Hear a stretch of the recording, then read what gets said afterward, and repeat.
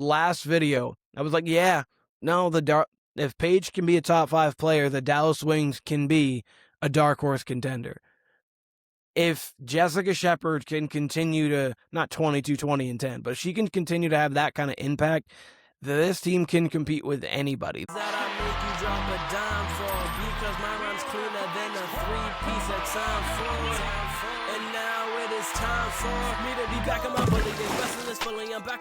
Welcome into Splash, the women's basketball show, guys. I am super excited to get to talk about some of these games today. My voice is a little hoarse, so if you've seen the first few videos, you can tell my voice is a little different. We're going through it anyway. I don't really know why it is, but it is. And last night, what a great day and great night of basketball. You've got Game 6 of the Western Conference Finals, San Antonio versus Oklahoma City. Same time, you've got the Dallas Wings versus the Las Vegas Aces. You've got the Indiana Fever versus the Golden State Valkyries. We had 5 games on Wednesday. Today, we're just going to be talking about the 7 games that have been played over the last 2 days. I recorded on Tuesday, and no games on Tuesday, and then Wednesday and Thursday we got some games. But we're going to go in depth in a few of these games and then talk a little bit more about all of these games to make sure they get their just due, because we don't need to talk about a lot else because those games had so much to them. But without further ado, let's get into it and let's talk about these games. I mean, Golden State Valkyries, 90-88. One thing that I don't love, on one thing, why did we have to have 2 marquee games on the day of Game 6? For people who don't know, huge Spurs guy, huge Spurs fan, and I do Spurs Digest with Digest Media, and I talk about the San Antonio Spurs. So, while this game is going on, which is a barn burner, while the Aces is going on with the Wings, which is a barn burner, and I am having to go home from work and try to finagle all of this, the Spurs are playing. Just too much content. Like, I just need, goodness gracious. But anyway, a 90-88 win for the Golden State Valkyries. And now the Fever, I want to say, are 1-5 against the Valkyries overall. They were 0-4 last year. They beat them the other night. And now the Valkyries get their get back in this game. Good game. Fun. When these two teams play, they give Caitlin a hard time. They have a lot of defenders who are long and athletic. Kara Lawson hopped on the cast last night too. I liked her perspective of being a coach and being able to break down the game. So overall, good. The Valkyries, 46% from the floor, 38 from 3, only 71 from the line. You got to make sure that's going to be cleaned up there. Turn the ball over at the same rate, rebounded close to at the same rate. They had 11 blocks for the Valkyries last night, which was key in this game because late down the stretch, Caitlin driving left, put it up, block. Kelsey Mitchell thought she had that open layup in the fourth.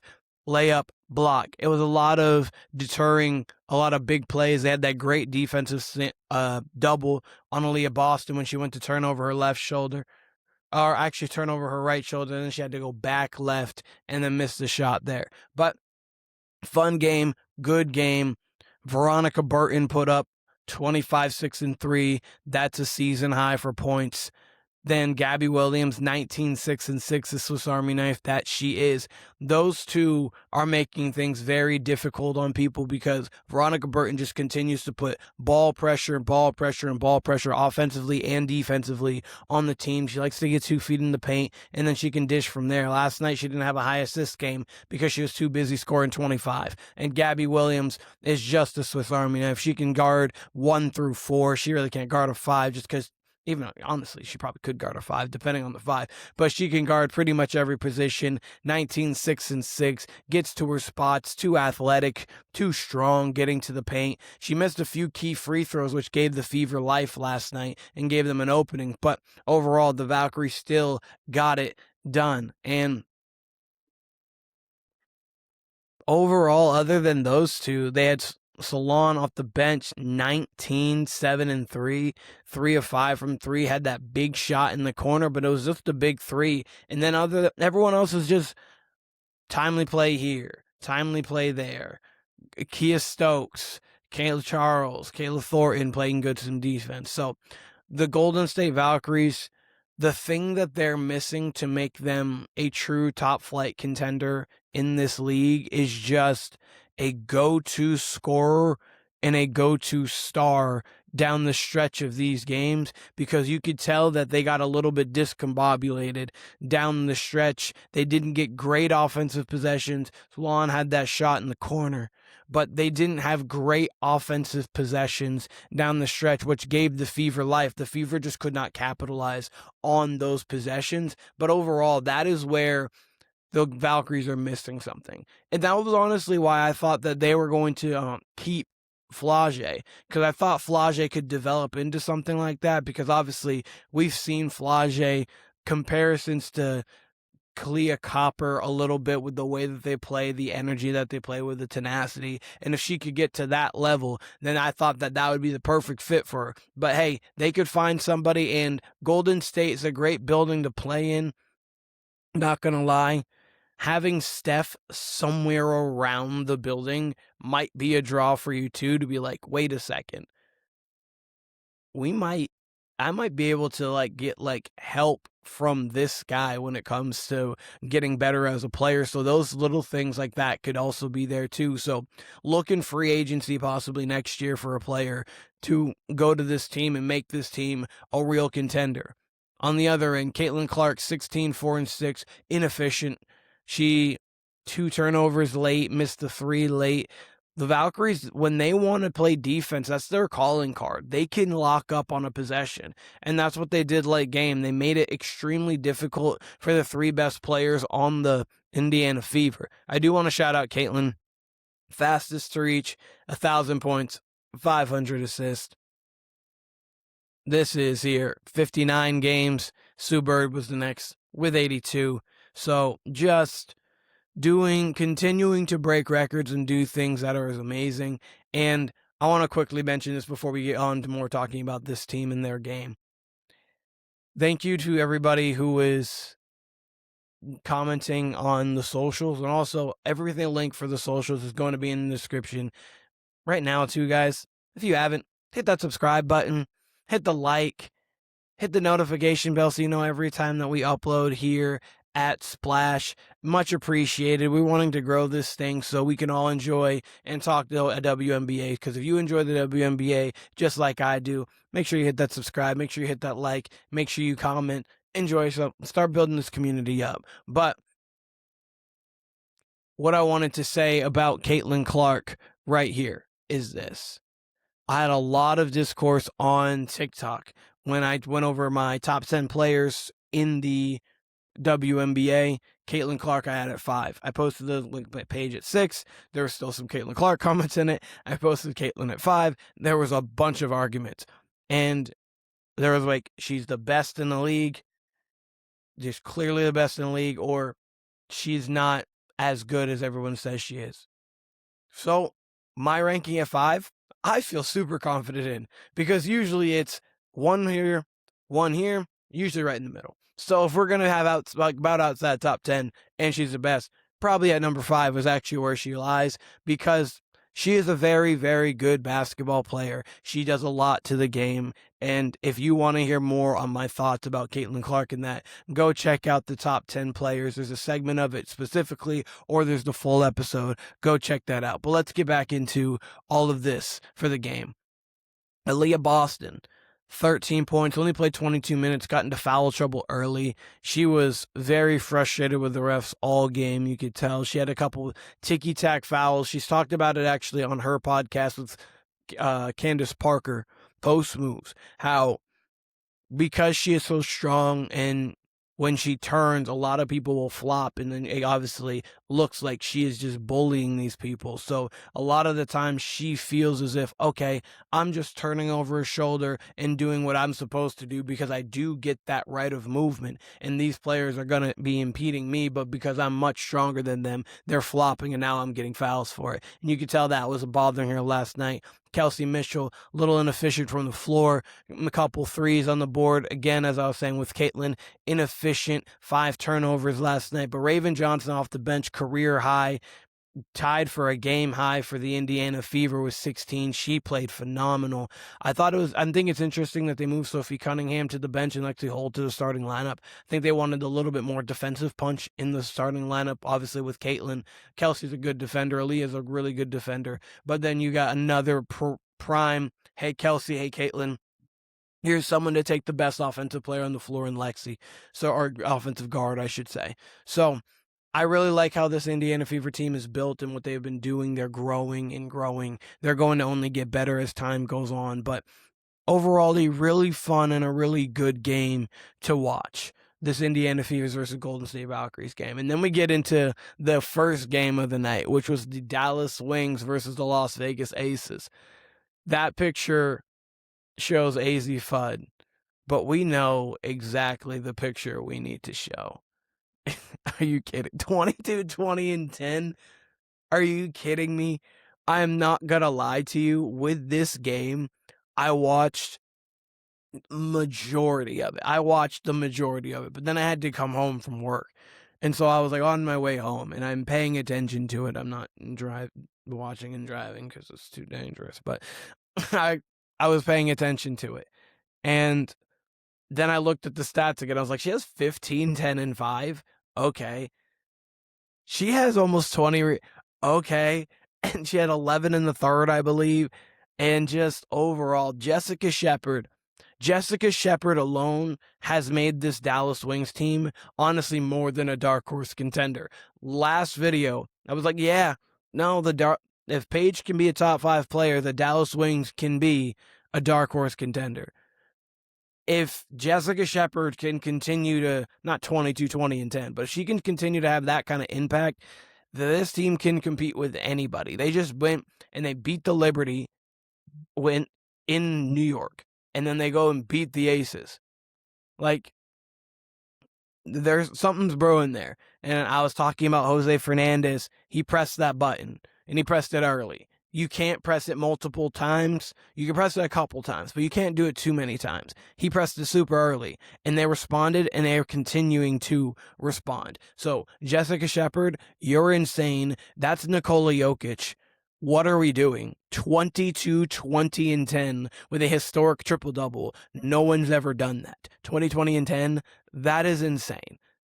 That is insane. And overall, the Dallas Wings, 49% from the floor, 45% from three. The Aces got out on them early.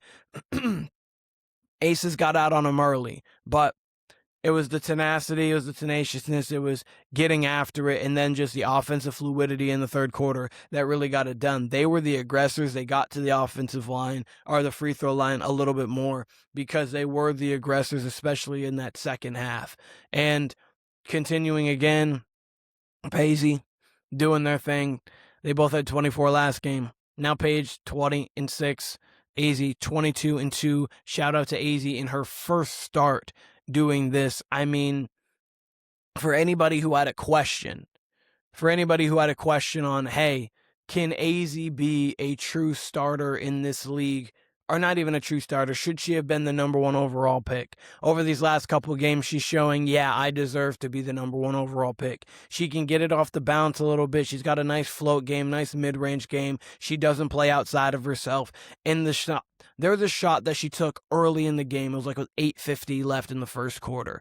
And it was coming off of a screen, baseline to right wing. And she took one little dribble and pulled up from 3 from like 24. She missed it, but I was like, okay, she's feeling much more confident now. Early on in the season and early on in her career, and she's still obviously very early in her career, but early on, she was not looking to take those shots. She was a little timid, trying to figure out, how do I want to play my game? How do I add my skill set into, okay, we have Arike, who's a really good scorer. We have Paige, who's a really good scorer. We have Jessica Shepard, who can do a little bit of everything on the offensive end. We have Orlana Smith when she is back in our lineup, who was good as well. We've got Isaiah James and others. How do I put my imprints on this game offensively without disrupting the flow of the game? And she was able to, and she's figuring that out, like, my game is never going to disrupt anything, because when I shoot the way I shoot, it's going to give so much space for everything else that the ball will continue to move regardless. So she's shooting with so much more confidence now. She's playing with so much more confidence that she's understanding the game, and that's what she's talked about, is learning, getting in rhythms. Steph Curry was on her podcast, and he was talking about how it took him about 4 years to really get every single thing down when it comes to pregame meal, pregame routine, exactly what to wear, exactly what to do before the games, timing of everything. So it takes a while to get used to all this stuff. Obviously, she's going from playing in college where there's classes and other things like that to now where she just has to only focus on this, but the timing of everything is different. And with the W changing the way that they do things, clearly with more media, more marketing, more everything, it's going to change the timing and the spacing of these games, and for players to warm up, get their treatment and all that stuff. So AZ Fudd's doing a great job of adjusting right now, and she's only going to get better as the season goes on. The Dallas Wings overall, that big three, Arike was under the weather, Lana Smith was under the weather, Seagrass started off the game pretty hot. Off the bench, I cannot pronounce her name, and I need to just work on that. But anyways, off the bench, she had played 21 minutes, 12 points. Played well. She's been shooting great from three. She is long. She is athletic. She gets some rebounds, and she can help protect the rim. 2 blocks on the day. But it was really the big three of AZ, Paige, and Jessica Shepard, who all played 38 minutes today, because it was like, we're not taking them out, because they are going to be the reason why we win. And they were all at least plus 13, if not plus 15. And then on the other side of things, Asia Wilson, Jessica did a pretty solid job on her, but Asia missed some ones that she can make because it's Asia and she can make whatever she wants to. Jackie Young finally got off the snide. She had 0 points in 2 games. She was 0 of 18 from the floor. She's now at 15 in the game, 7 of 20. Not efficient, but 7 assists to 0 turnovers. You will get that, and you'll take that every time. Kennedy Carter started off this game 5 of 5 with 12 points early. She then was neutralized in the second half. Didn't have a big second half. Jewel Lloyd off the bench played fine. Nalissa Smith played pretty aggressive on the boards, played good. Overall, Chelsea Gray was not efficient shooting, but she was obviously the point guard. She had that beautiful behind the back pass early on in the game. But, or was that early in the game or late in the game? Whenever it was, she had a beautiful behind the back pass. Anyways, the Las Vegas Aces, again, they have everything to be a championship caliber team. We're not worried about the Aces. This game doesn't really say much about the Las Vegas Aces. What it says is, oh, the Dallas Wings are real. They weren't even whole. Arike didn't play really well, at least, and she wasn't feeling well. And the co-defensive player of the year last year wasn't on the court, and they won this game playing very well. This team is for real. This team is going to give everybody problems. This team is something to watch out for. And if AZ is going to play with this type of confidence and shoot with this level of efficiency, along with Paige, along with Jessica Shepard, being able to already have 2 triple-doubles on the season, just they're looking, it could not that it's going to be this for this exact, but like the Spurs, how a young team, they were bad last year. They get another first-round pick. Dylan Harper, AZ Fudd, both coming off the bench because you already have 2 established guards in the lineup. You have, I'm just saying, we're watching what the Spurs are doing now. They're going to play in a Game 7. But that is the Thursday slate. Wednesday, though, we have 5 games. We had 5 fun games. We had the Liberty over the Phoenix Mercury. We have the Toronto Temple with a 111 over the Chicago Sky. That was a game that came down to the last minute. That we had the Atlanta Dream and the Minnesota Lynx. Lynx got out in that third quarter and got up and stayed up. Portland Fire over the Connecticut Sun. That game went back and forth, and that game came down to the final moments. And then the Washington Mystics avenging the loss from the Seattle Storm that they had the other day.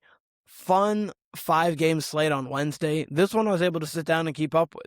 I kept up with most of the parts, so I was able to watch all these games. We're going to go through all of these games here, but in the comments real quick, let me know what you guys thought about the Indiana Fever game. Let me know what you guys thought about the Dallas Wings game. Do you think Dallas is a real contender? Do you think the Fever are a team that What do they need to work on to really get on a consistent winning streak? The Valkyries, do you think they're real? And obviously, what are your thoughts on the Aces? But let me know about that all in the comments. We're going to get into these games here. Phoenix Mercury versus the New York Liberty. The Liberty were able to get a W. Shout out to Leonie Phoebus. She is back, and the first shot she took was a corner three, as she does, and she hit it. So, shout out to Leonie Phoebus being back. Brianna Stewart didn't have to do much in this game. Jonquel Jones played well, didn't shoot efficiently, but she had 17 and 12. Marine Johannes was just lights out, especially in the first half, especially in that first quarter. 4 of 6 from 3 in that first quarter, 21 points, 5 assists,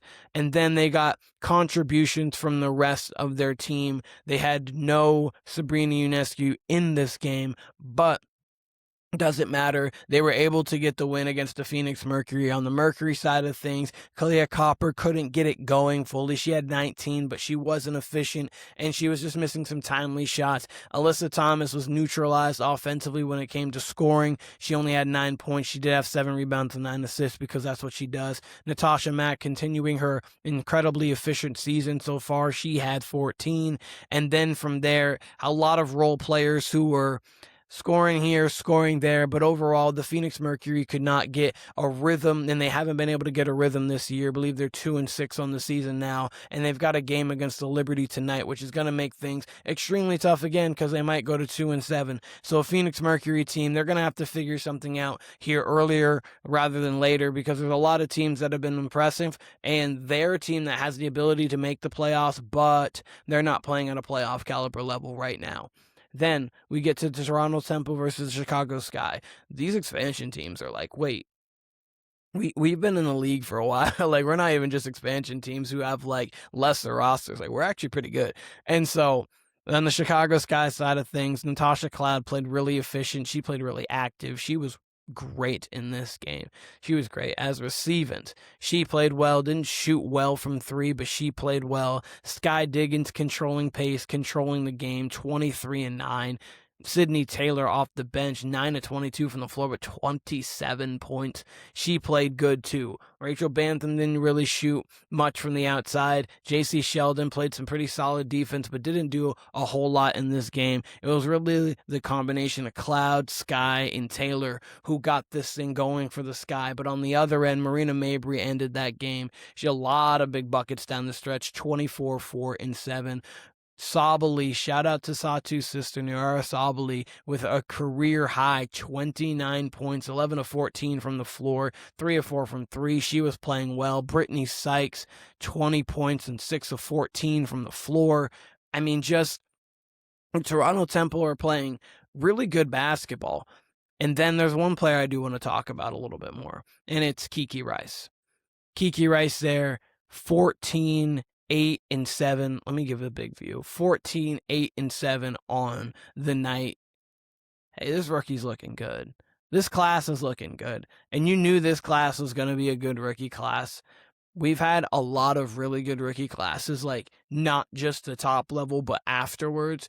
And so far, Gabriella Hawkins, I wish she could have played in this game, but she did not play in this game. Kiki Rice has been well. Lauren Betts is finding her footing. We'll talk about her a little bit more in a moment. Olivia Miles, AZ Fudd, and there's many others that are more farther down the line. But Kiki Rice is looking good. Like, she looks like she can be a real impact player in this league for a while. And so the Toronto Temple are playing good basketball. Could they sneak into a playoff spot? I don't believe they will, but heck, with Marina, with Brittany, you have the veteran leadership. If Kiki's going to play at this level and they can just continue to get a lot of different production from each role players on different nights, heck, they can do a couple things in this league.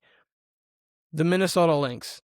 This is the team so far. The Valkyries and the Lynx are the two teams that in my preseason predictions, a little low on. I'm not loving it. Valkyries is the one that really hurts. The Lynx, they are just ahead of schedule for what I thought they were going to be. I thought at this point they were going to just be a 500 team. Nafisa was going to come back. They were going to make a fight for the playoffs. They possibly could have made the playoffs, and it was just going to be maybe too little too late. So I had them on the outside looking in, but I said that they're absolutely a team that can make the playoffs. They said, Keenan, No, we're just going to be really good out of the gate. And when we get Nafisa back, we're just going to be a championship contender. My bad. Let's talk about the Atlanta Dream here first. Ryan Howard didn't have it. Only 10 points, 4-14 from the floor, 2 of 8 from 3. She had a couple of middies late in the game to try to continue to keep that thing close, but she didn't have it. Naz Hillman played well. Angel Reese played pretty solid, 10, 8, and 5, a 3 of 8 from the floor. Alicia Gray, she shot the ball well, 5 of 8 from 3, 21 points on the day. Jordan Canada played pretty well, 5 assists though, to 2 turnovers. So a little bit out of whack there, but overall, the Atlanta Dream played solid. Wasn't anything special, wasn't anything great, because on the other side, the Minnesota Lynx, they played special, they played great. Each starter in double figures. Kayla McBride had 12. She had, I believe, a 4-point play in this game, which was fun. Nia Coffey started off the game hot for them, 14, 5, and 3. Natasha Howard's been playing just phenomenal. It was like almost a renaissance for her. Wait, she's been playing good anyways, but like, Jesus, I don't know what has gotten into her this year. My goodness, 22, 8, and 5 for her. Courtney Williams doing Courtney Williams things, 25, 3, and 7. She said, actually, I'm going to play a 2-guard, but then if you need me to, I'll be a main distributor, fine. And then Olivia Miles, 16, 5, and 8 on the season, or on the game. And she's been pretty much around that for the season. I think a little bit lower on the assists, but goodness. If those 5 are going to play like that, Maya Caldwell off the bench is going to play pretty solid. You have Latu King, who can come in and give you some solid minutes there. And then you add Nafisa. All you need to do is go 8 deep in the playoffs. Eek. Yikes. They're going to have 3 players who can generate offense. And if Natasha Howard is playing at this level, oh boy. Did not expect that this year. And the Minnesota Lynx are going to be going out and be like, hey guys, actually, we can do what we want to. We're going to be back in the playoffs again because it's the Minnesota Lynx and we know what their organization does.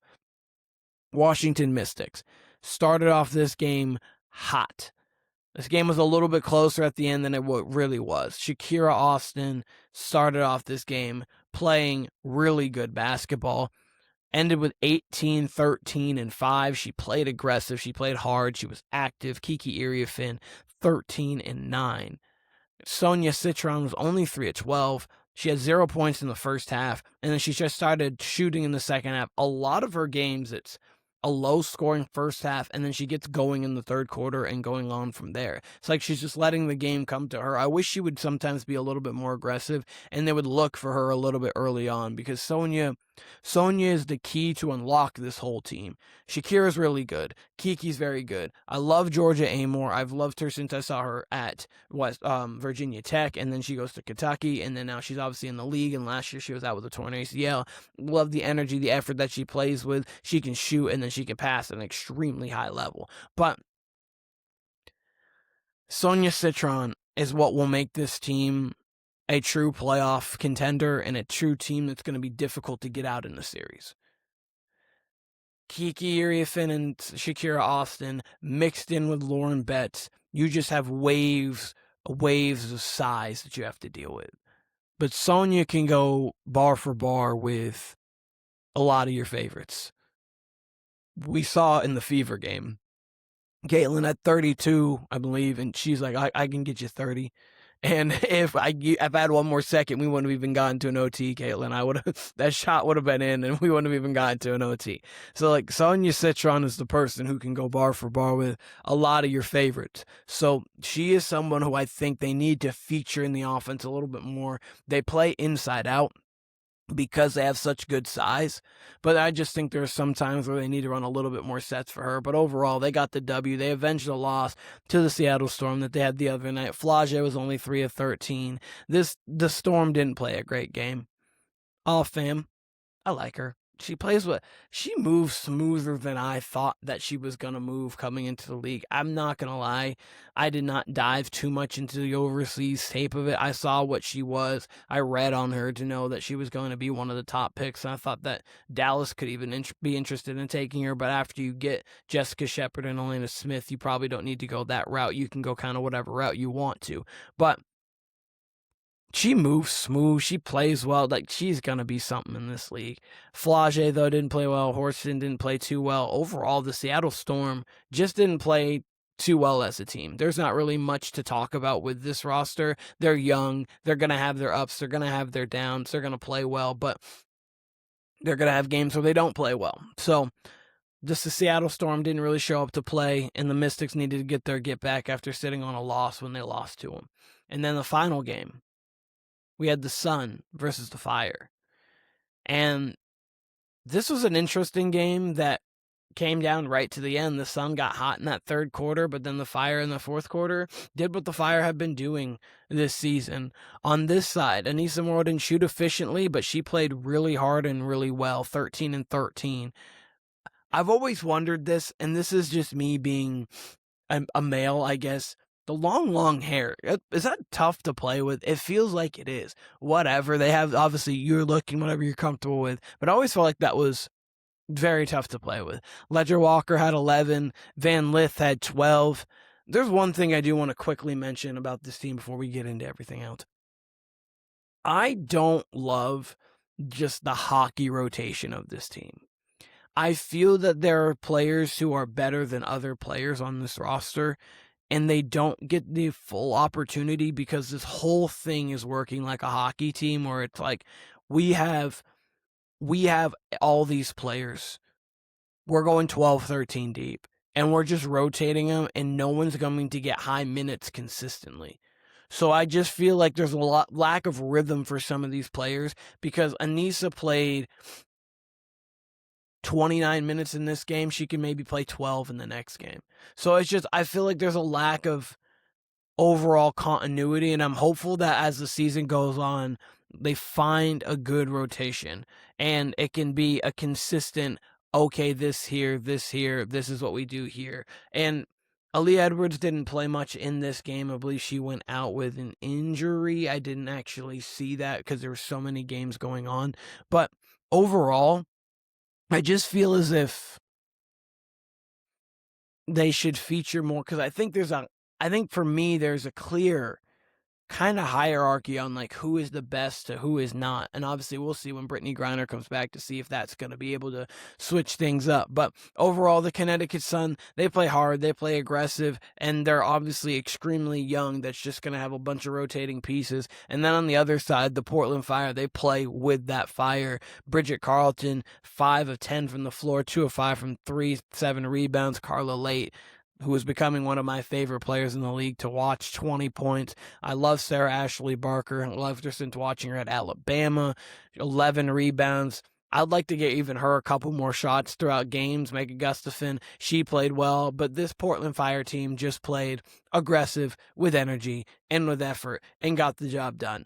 But that's the 7 games that went on. Obviously, I didn't go as in-depth on those second game on the Wednesday slate as I did on the 2 Thursdays just because they just barely happened. But that's what's going on the W. There's no highlights for a highlight player this week.